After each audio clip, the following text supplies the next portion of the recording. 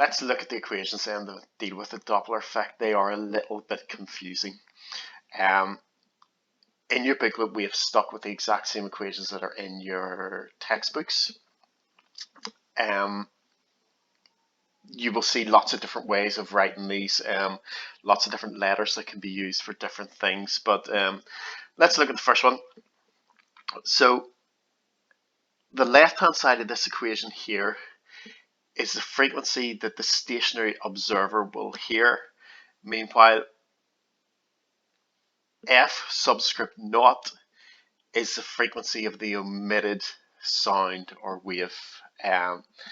So if the observer was stationary and the source was stationary, they would detect a frequency of f naught.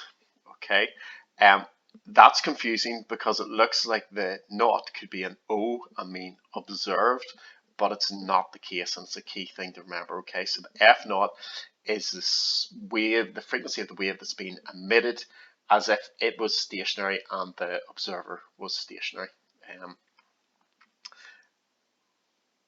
Vs, then we have two velocities we have to deal with.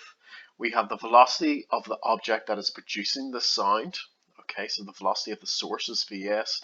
Meanwhile, Vw is the speed that the wave travels at. You can see the equation for working out the wavelength is slightly different. You can learn it off if you want. In fact, you just have to learn off one of these equations realistically, and then after that you can use V equals F lambda, our wave equation, to link the two of them together. However, if you want, you can learn them both off. So likewise here, lambda on the left hand side will be the wavelength that's detected by the stationary observer. Meanwhile, this is the emitted wavelength. Velocity of the source and the velocity of the wave. Okay, the only other key thing to remember for this is the velocity of the source will be positive when the object is moving away.